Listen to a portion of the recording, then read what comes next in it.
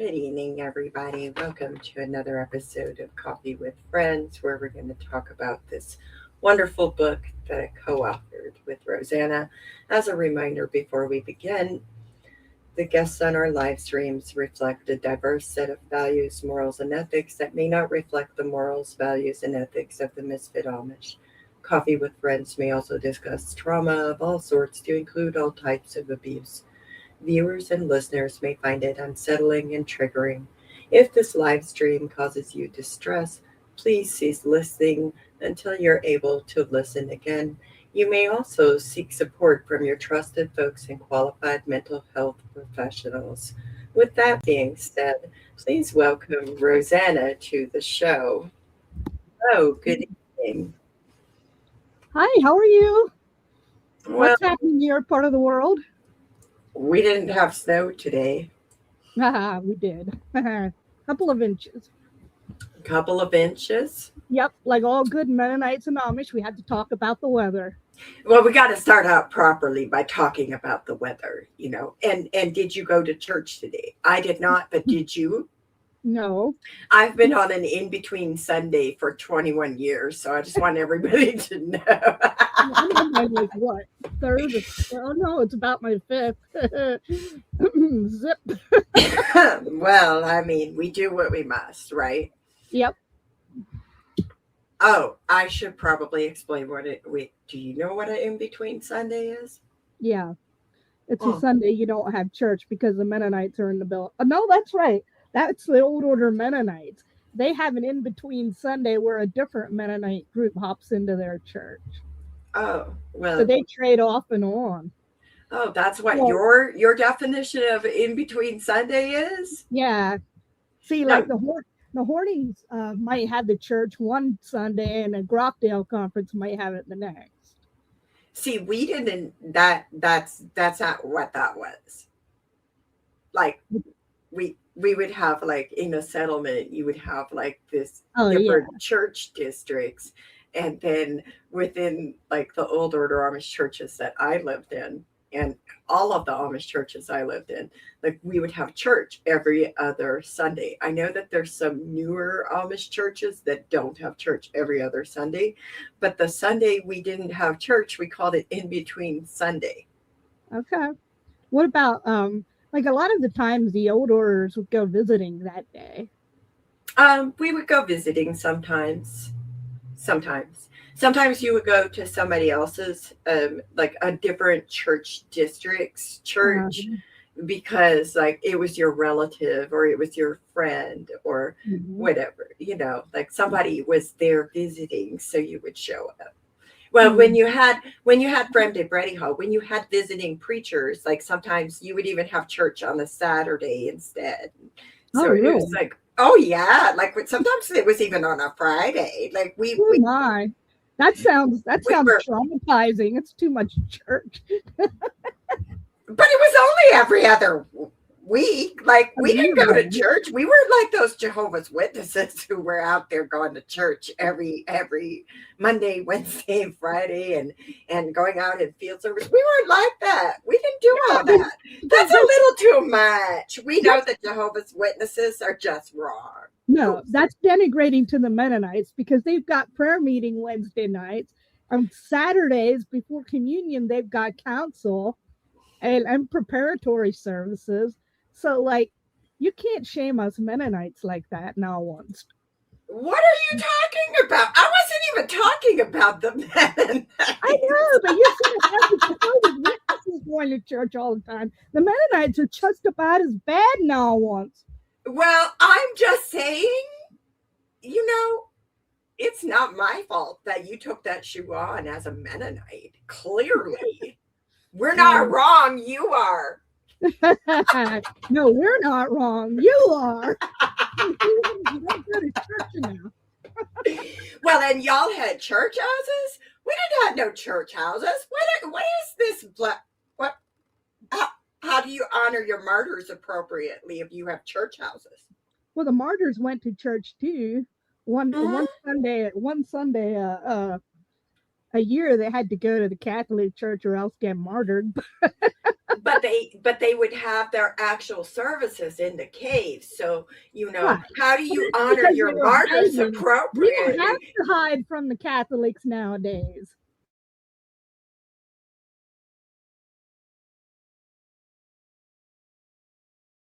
But we can still honor our martyrs appropriately. I don't know what's up with We honor this. our martyrs by, buying stupid herbs and stuff, you know, I thought it was buying sacrificing martyrs. our bodies for the sake of avoiding, you know, doctors and chiropractors and people who are going to take your money. Mm. They just want our money. Really? Yeah. Really? Yeah, really. All they want is the money. Those All the, doctors, there's just, they got to pay for their fancy college educations and all once. oh my God. You're Now, really that's not, saying not that? swear. We Mennonites are really picky about that. Maar God se family, was is let's met dich? Well, ich bin eben schon. Okay.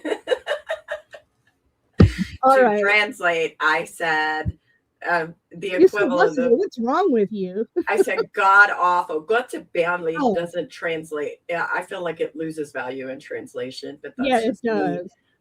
But it kind of loosely can mean God awful. I don't know. Mhm. But I said, what's wrong with you? That's a family. God's a family. That's a family. Uh-huh. Yeah, it just doesn't hit it with me. Yeah. It's not quite the same.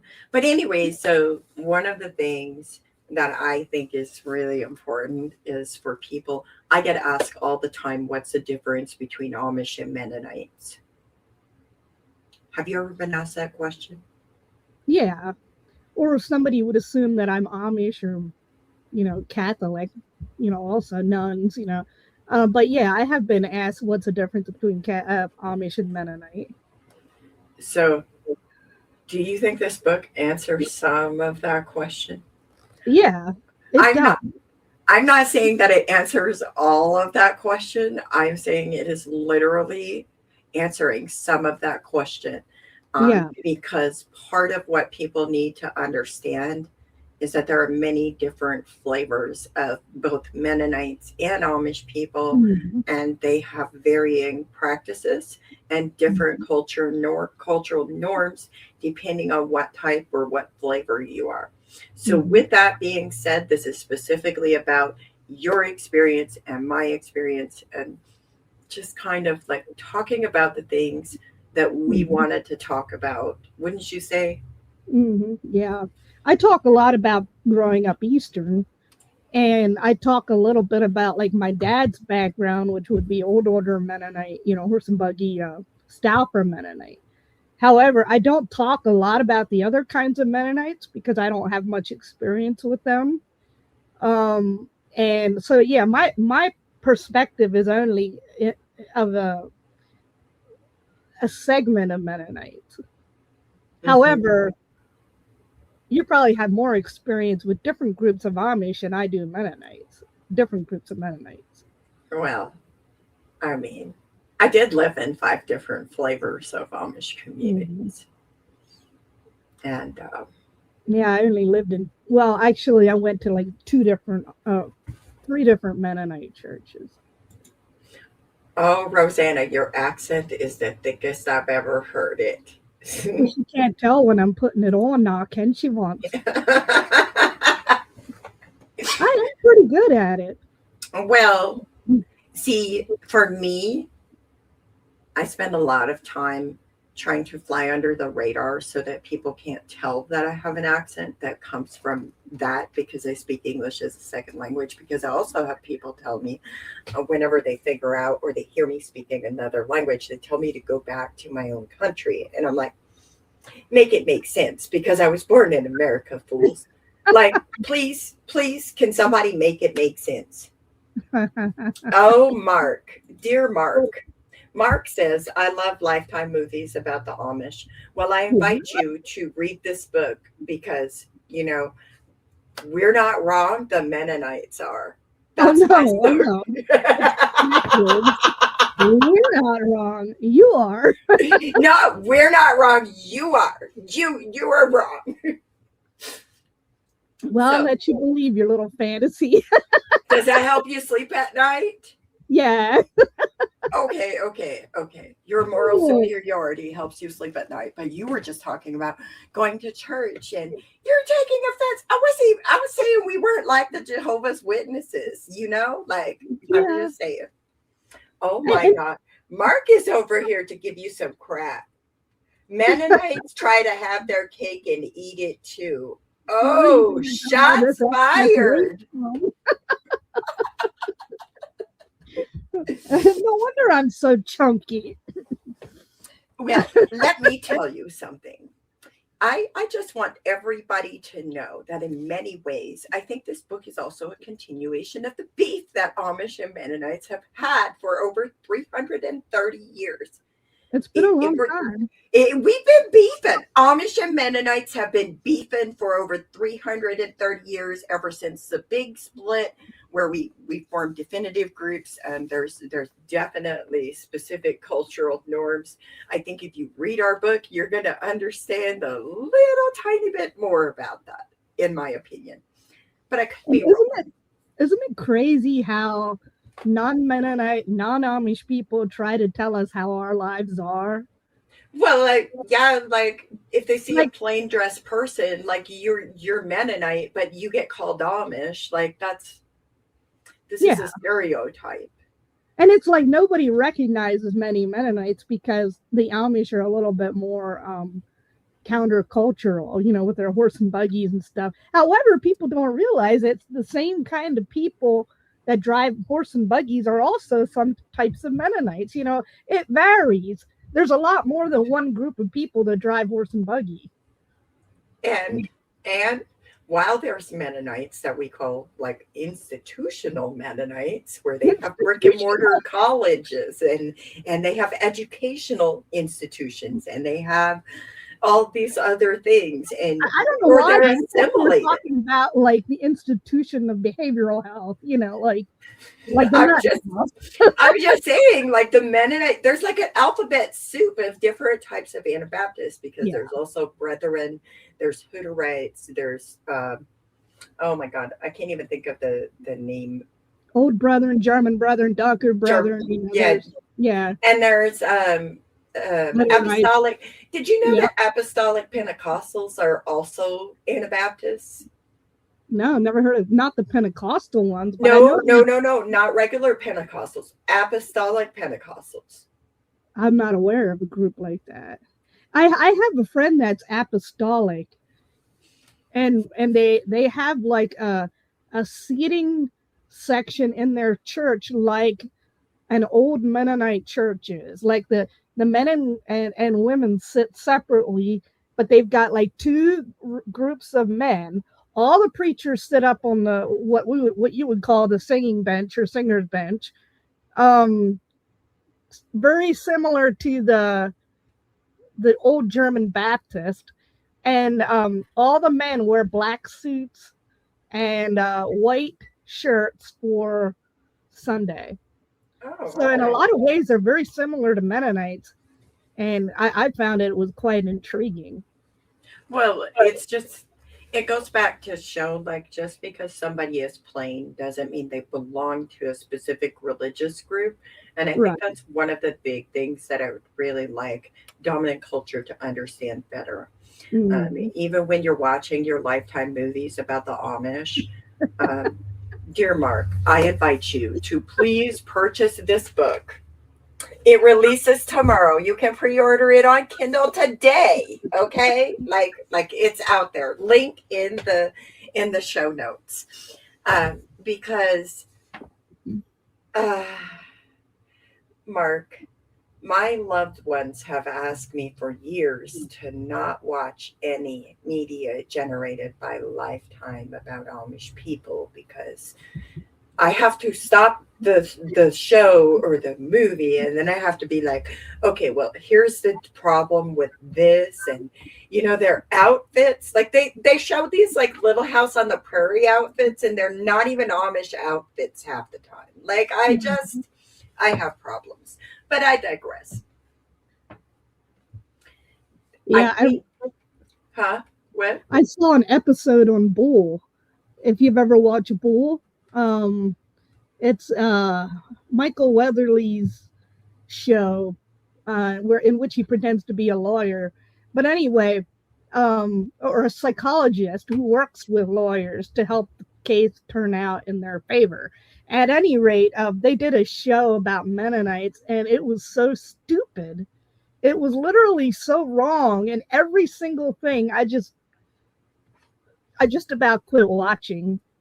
Thankfully, there was no other session on Mennonites, but I think I saw Law and Order. I saw some kind of crime TV episode about Mennonites, and I was like, I want to know what kind of Mennonites these were because they had the women playing dress, and then they had the women going into prison doing prison ministry.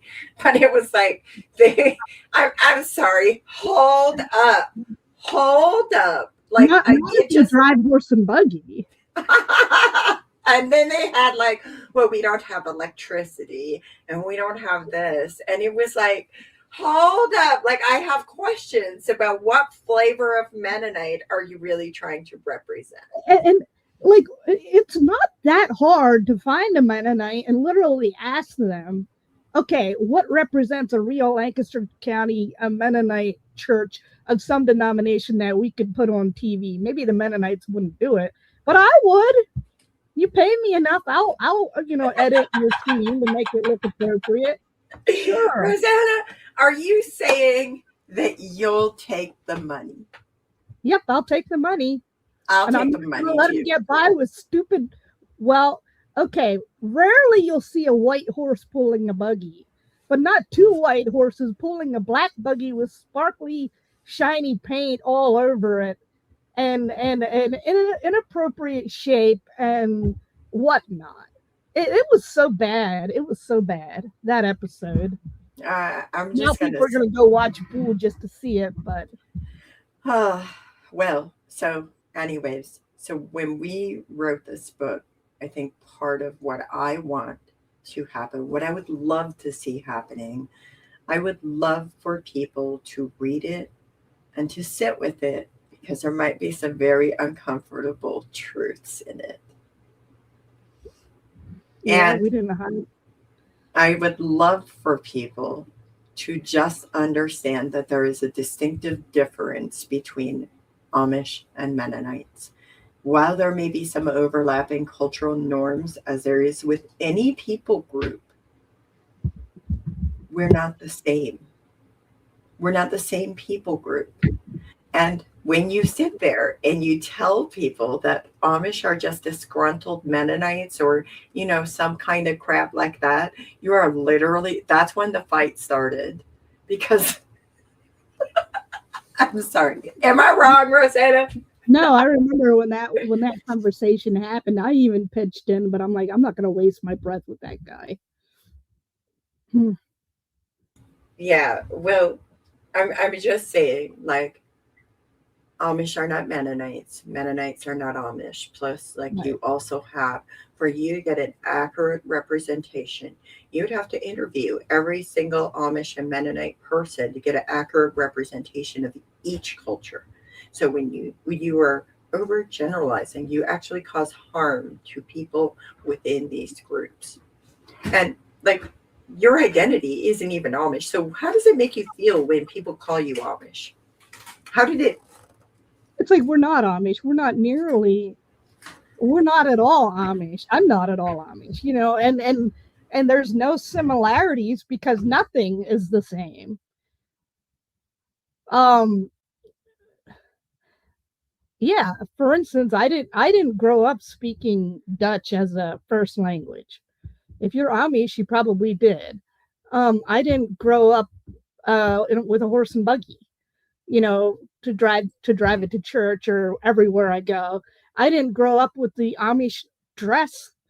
Our dress is totally distinctive. Um, Even as Easterns with Amish, it's just not at all the same. Um, there is nothing. There is nothing the same except like maybe common history way, way, way back before the Amish broke off. Before the Mennonites decided they were superior. Right. Oh, Okay, my whatever. bad. Bang, bang. It's not like the Amish decided that we were No, superior. The we weren't Mennonites. wrong. You were. No, we were not wrong. You were. Oh man. Yeah. Yeah. I mean, I think that's one of the things. I know that there's some Mennonites that do drive horses and buggies, like you mentioned, but Mhm. there's also a lot of other kinds of Mennonites too. Right. And like you were plain, but you didn't drive a horse and buggy. So it's like Mhm. people really just don't have enough information. I think that's Mhm. part of the problem. And I think they just lump our groups together, like Amish Mennonite, like we're somehow two different shades of the same thing because they're both cultural groups rather distinctive to Pennsylvania and even Ohio. You know, some of the places where there's a large amount of Amish or Mennonites or whatever, but that doesn't mean anything.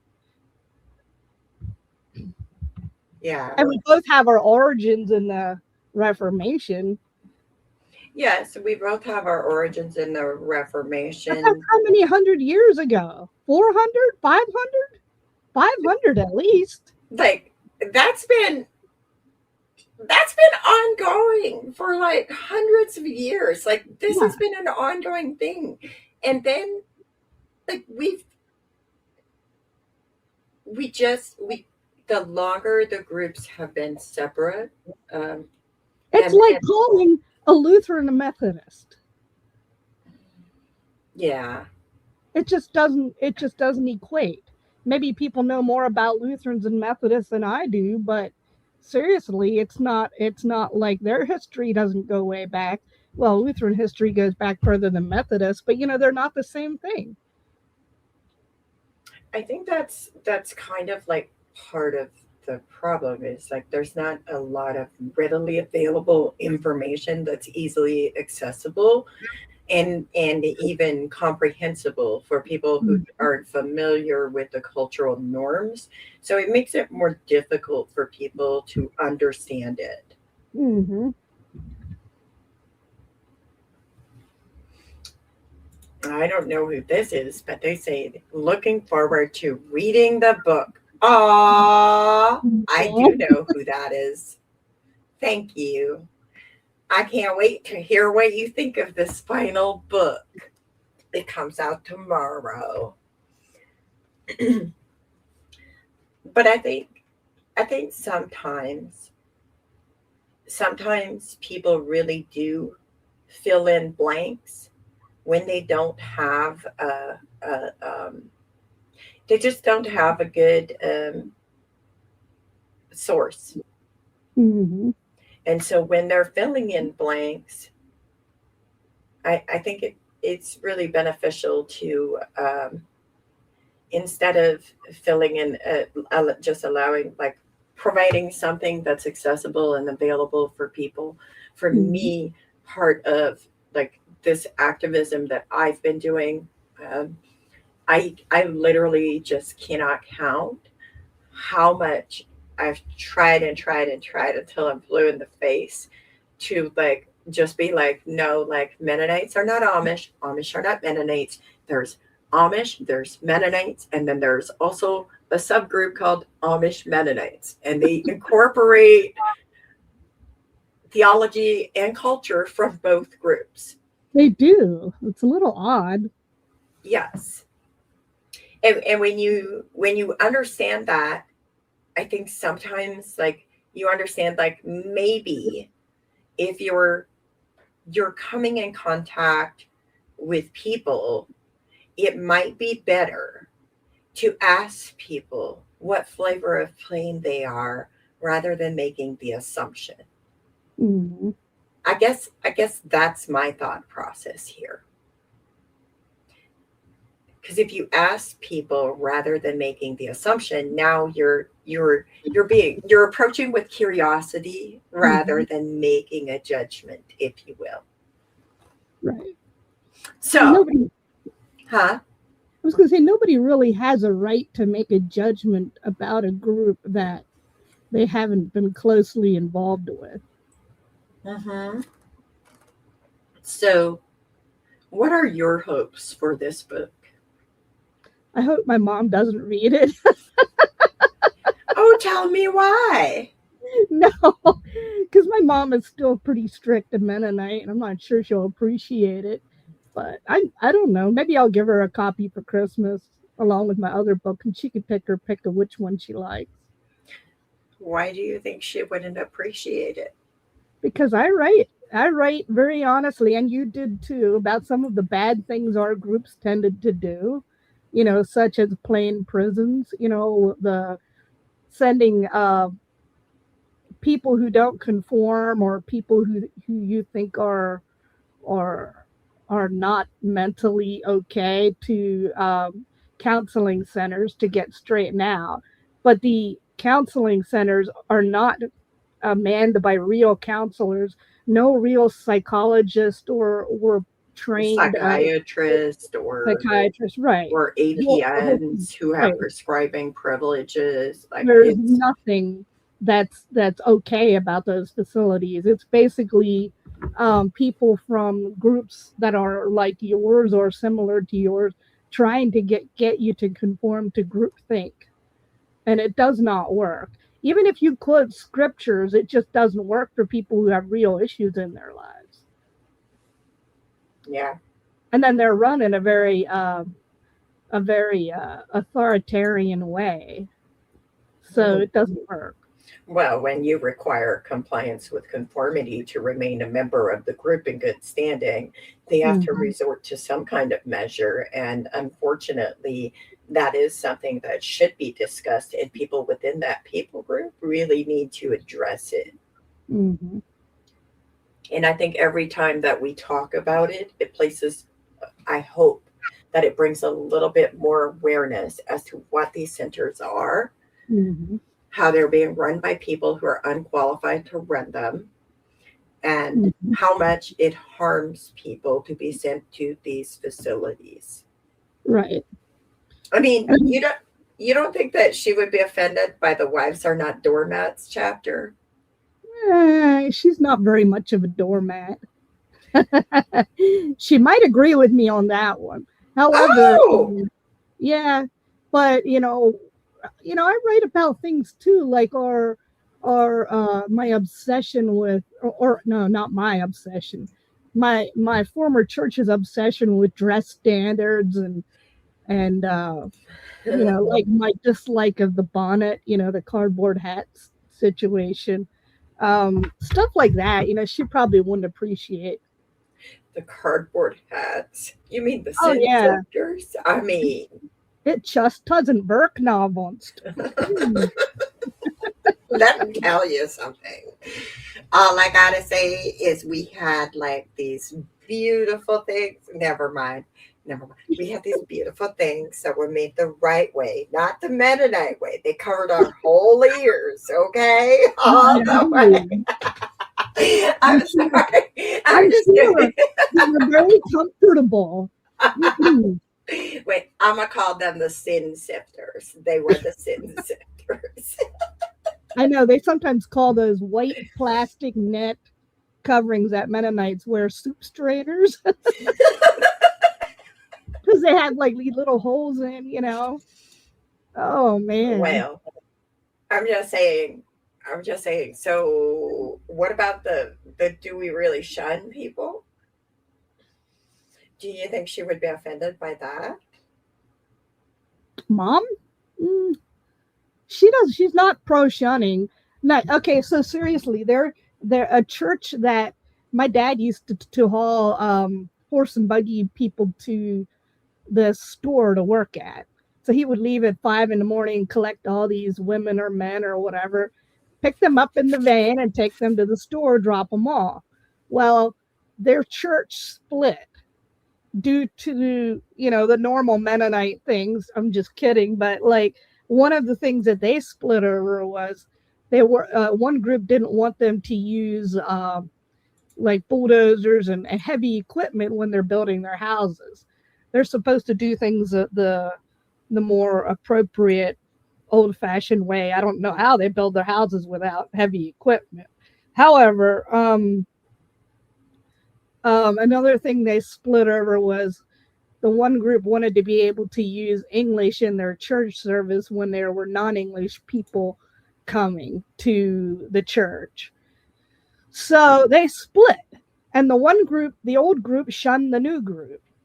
And suddenly these people didn't want to go to work together in the same vehicle, or they would take pot shots at each other.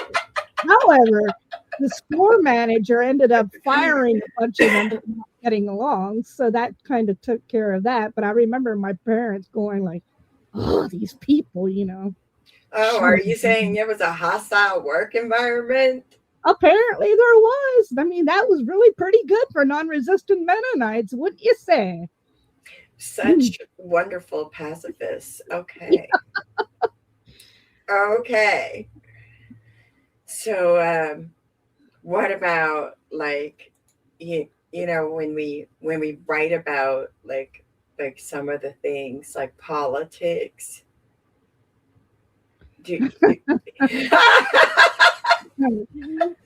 Oh, that gets kind of hairy. I don't think there's politics and some Mennonites get along very well. However, for politics and me, I don't fit either group because I can't, I have opinions.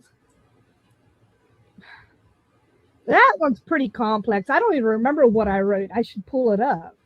You don't even remember what you wrote? You started with like the Gulf War. That's what you started with. Oh yes, I remember that. Okay, so yeah, that's the first time I heard about Amish voting. Oh. And at that time, I don't recall that Mennonites voted much then. It was still frowned upon in the Mennonite church. But that was in the 90s, right? Yeah, it must have been the early 90s or even late 80s, because I think I got out of school in 1990. So it would have been like late 80s. And anyway, yeah, when Bill Clinton was president, people were horrified. Oh, we need to vote a more conservative, nice guy in there. This guy's such a creep. And I'm like, voting about that? I thought all presidents were scumbags. Anyway. All I can hear is, I did not have relations with that woman.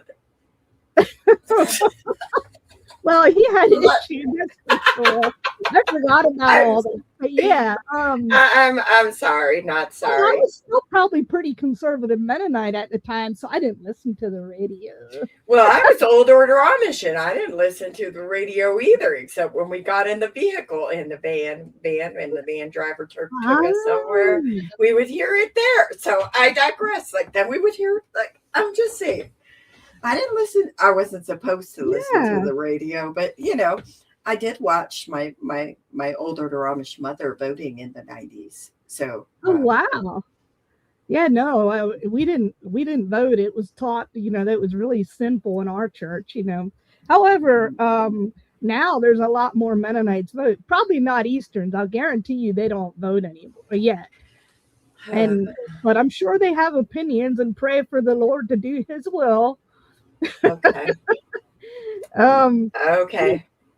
Anyway, yeah, Mennonites in politics is really creepy because to me, like I could be called liberal by a lot of people because I think that, people need to be kind to other people, including immigrants and everything like that. However, there's Mennonites who would disagree with me and say, oh no, you're going liberal, you're way out in left field, you need to repent and get your life back in order and I guess vote Republican, but I can't do that. I don't vote at all, so whatever. But it's a really hot topic right now. Well, I'm gonna tell you what. First time I voted would have been before I voted. The first time very shortly after I left the church, because by the time I left the church, we were in a settlement where they didn't vote. Because Amish have different. How old were you when you left? I was 19 when I escaped.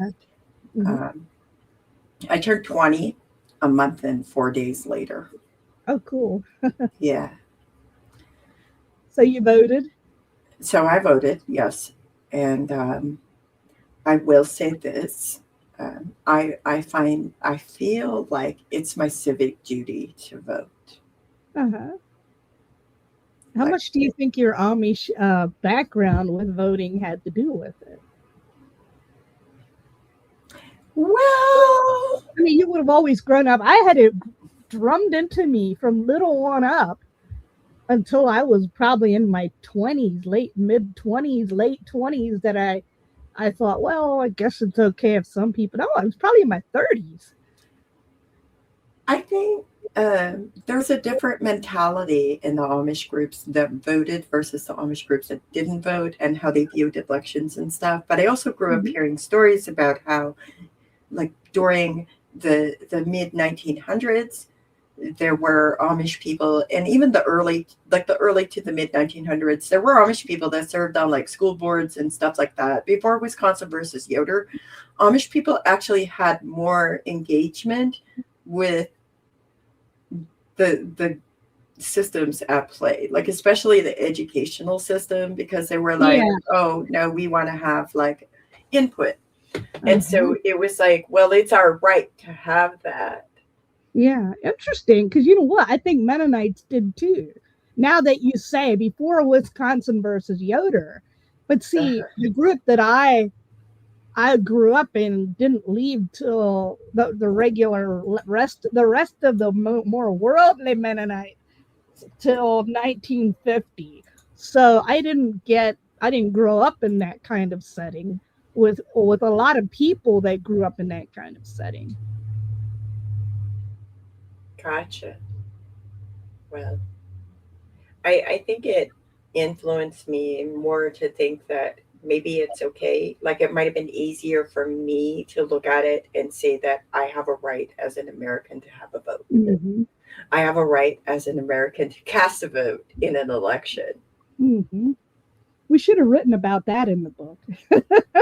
It's an Yeah, interesting conversation. But it yeah, is very interesting, but we did write about like the voting and stuff, like yeah, that's a whole thing that I think sometimes I just really think that people don't realize how like okay, so technically when we talk about Amish people voting or not voting, there can be a whole mindset that goes behind it. mm-hmm. So yeah.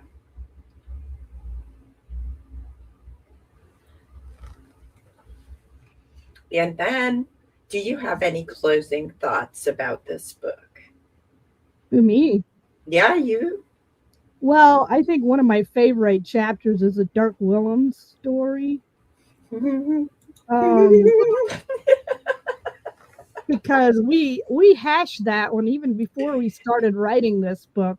We hashed that story up and down because we were all so familiar with it. So is the Dirk Willems story fairly popular in the Amish church too?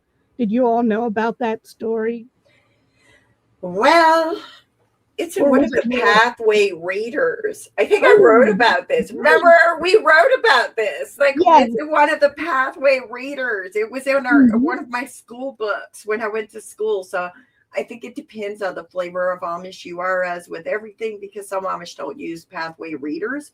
But the one school that I attended, like they definitely use pathway readers, and I was definitely reading that story in that grade. And Yeah, I I think. remembered that crap. And I'm like, what in the world? Like,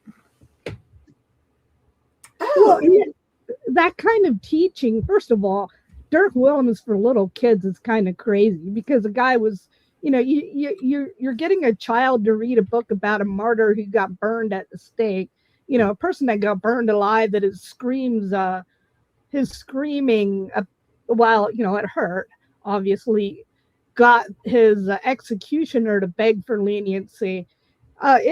It's not appropriate for little children to read that type of story unless you want them to not sleep at night. But secondly, the theology that gets taught with that story is that you need to love your enemy to the point of giving up your life, and whether or whoever harms you to the point of giving up your life. And if that kind of theology gets taught to a little kid at, let's say, 10 years old, then what's going to happen when that kid grows up and somebody harms them? Are they going to actually have good boundaries with the other people? Are they going to work on self preservation, or are they going to turn the other cheek? Like be nice to the other guy because that's what Dirk Willems did. We discussed Because that in the book. yes, and the other part is like, will they even have the skills to recognize when something is detrimental to their existence? Do they Mm-hmm. believe that they are allowed to escape an Yep. environment that is perhaps dangerous to their existence, to their Mm-hmm. life? Mm-hmm. And then when you're told when you grow up, if you leave a dangerous environment, it's wrong. You should stay till you die. It's just so not okay. It teaches people that suffering for Christ is godly and Mm-hmm. holy. It is Martyrdom is something the ideal. it is something that we should be so happy. And I'm saying this because this is literally a sentiment that was expressed to me by multiple Amish people, Mm-hmm. and even by my own mother. My mom would say stuff like, "You're you should be so glad you're suffering in this life and not the next one." So I just want you to understand that like sometimes people really do go to extremes, and extremism is not something that we should strive for. Mm-hmm. Extremism is something that harms people. Mm-hmm. It harms the most marginalized within people groups, Mm-hmm. and it makes people suffer. Mm-hmm. While that And might have been a cute little bedtime story for me, and I might do a little light reading before bed tonight about Dirk Willems. I'm sorry. Please understand my sarcasm here. I had night terrors for many, many years about being burned alive. And part of what I attribute that to is because of the fact that we had the Martyr's Mirror leather bound book that was like 12 inches tall, fully illustrated. And mm-hmm. even before I could read it, I looked at those pictures. I was a very small child looking at these depictions of people being beheaded and people being put to death in various gruesome ways that Mm-hmm. really invoke the fear of hell. Yeah. I must say, it's quite nice to live without the fear of hell. It's so wrong. Like that whole martyrdom mindset has crept into, I'm sure, Amish lives as well as Mennonites. And it's bound within our cultural people group that that and I believe it's historical trauma that goes way back to the 400, 500 years when people did flee for their lives from those countries. But what Mm-hmm. we forget is that they fled, and our ancestors now, or even our recent ancestors, our parents and our grandparents, need to think about the fact that we don't have to worry about martyrdom, and we should not ever pass down a culture of fear to our children simply because our ancestors were persecuted, 400, 500 years ago. It's just wrong. What is a persecution complex after all? That's what it is. Oh, my children might not turn out right. I've got to make sure that they're scared enough that they stay within the faith, and Yeah, um, that type of thing. Or it's I just, don't trust anybody outside the culture. oh, that's another thing. Yeah. Yeah. So, anyways, I would say I don't know about you, Rosanna, but I cried and I laughed as we wrote this book, and I hope that for me, I hope that everybody who reads this book can find something to cry and laugh about with us. That's my whole wish. I agree.